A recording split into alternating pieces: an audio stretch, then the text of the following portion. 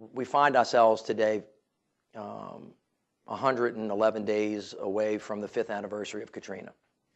And many of us in this country, specifically those of us in New Orleans, live in pre- and post-Katrina mindsets, which is really wrong when you think about it, because the whole focus of the country has been getting New Orleans back to where she was before Katrina. That's incorrect. Katrina did not cause all of New Orleans' problems, and is not really, although it's the impetus for the discussions that we've had in the past 4 or 5 years, it's not the right benchmark to use in our discussions, but it's the right starting point to get us to where we need to be. So let's just kind of go back to what happened on August 28th, the night before Katrina hit. A major storm was brewing. It's not unusual. It happens a lot. Every year all over the country, we're threatened with 5 or 6 hurricanes every year. If you live in Florida, you live in any of the coastal regions, you have some threats. You're close to the water, as does New York. But every year, hurricanes come and hurricanes go. Tornadoes flow in, tornadoes flow out. There are earthquakes. Some are big, some are small. Damage is done. We recover. We get back to doing our business. And to the extent that there's loss of life or loss of property, it's mostly manageable. And we do a fairly good job of it. We've all been stunned by the terrorist attack of 9/11. We reacted to that. The country is trying to move back into normalcy, even though the way that we move in and out of airports has changed dramatically. But otherwise, life goes on. And we adapt and we find new ways to solve old problems. But sometimes there are catastrophes that are so large that they really do alter your life. 9/11 was one of them, and Katrina was another. But when that storm came in, it did what storms do. It knocked down a lot of houses, and then it went out. But something very strange happened post-Katrina, and that is the levees broke, right? The levees broke, and the levees are man-made things, and they didn't do what they were supposed to do. And as a result of that, New Orleans, which is basically a bowl below sea level, much like the Netherlands, and by the way, not nearly the only place in the world where people live below sea level, predominating the question of why you dumb people living in a place that's below sea level. Most people in the country do. You know, that storm came in and basically broke the levees, and then when it broke the levees, the flood came in. And it was the flood water, 18 feet of water across an entire great American city that basically destroyed what was left of the wonderful city that you know of as New Orleans. And we need to stay focused on that fact just for a minute, because one of New Orleans' long-term challenges that is as important to you as it is to me, if you want that city to survive, and there are many good reasons why you should, is that you have to fix the coast and you have to fix the levees, because it is a matter of economic security and national security for the United States of America. You would have no reason to know this because we don't tell you as much as we should, or when we do, people don't hear. But in terms of energy independence, this entire movement that the country is going through to try to find new ways to create energy that all of us use, we still have to use a lot of oil and gas, and we want to become energy independent. We talk about drilling in other countries, and we talk about the reasons why we have wars, but off of the coast of Louisiana, Mississippi does a little bit, Texas does a little bit, but off of the coast of Louisiana, we produce for you over 30 to 40% of the oil and gas that's used by this country. We produce more oil and gas than the United States buys from Saudi Arabia every year.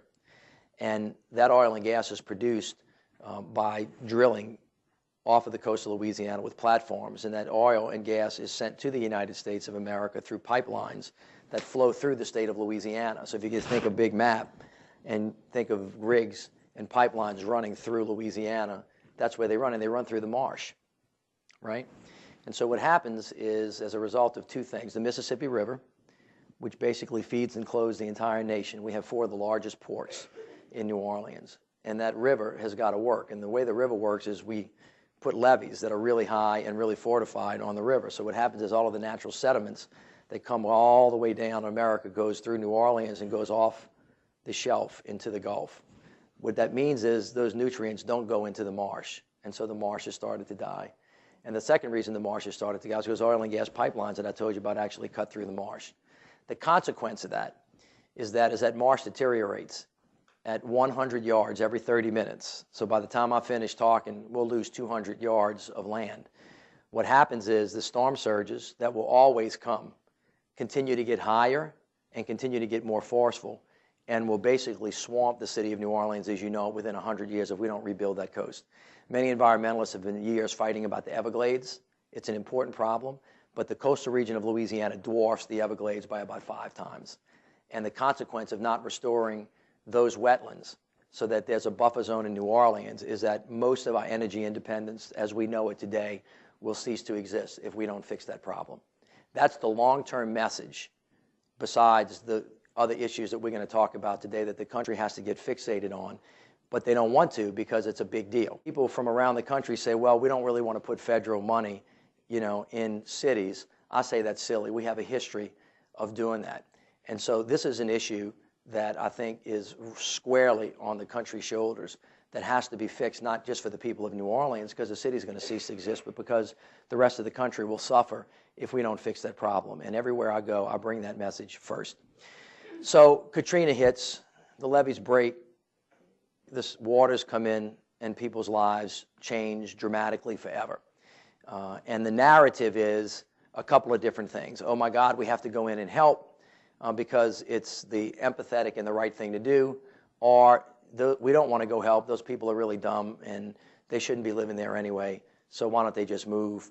And everything else, follows in between those two arguments. You were able to see, as a result of CNN and a bunch of things, a whole bunch of American citizens stranded at the convention center, at the Superdome.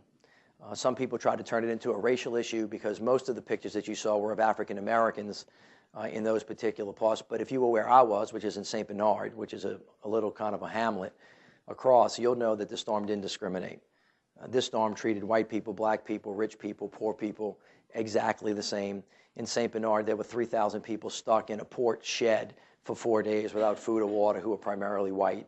And so people used Katrina and Rita for their own purposes. Oh, that's an example of racism. Oh, that's an example of government ineptness. Or you could find whatever demon you wanted to find in Katrina. And you could also find whatever angels you wanted to find in Katrina, because I was on the ground helping rescue people, which is not a badge of honor for me. It's a symbol that the government system of response failed.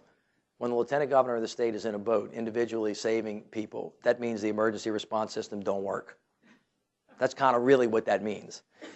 And I was able to see something that really kind of changed my life in many ways, which was that I saw people in America who had been at odds with each other geographically. People in Orleans Parish that didn't like people in St. Bernard Parish, wildlife and fisheries agents that were from rural Louisiana in boats helping African American kids in urban, New Orleans.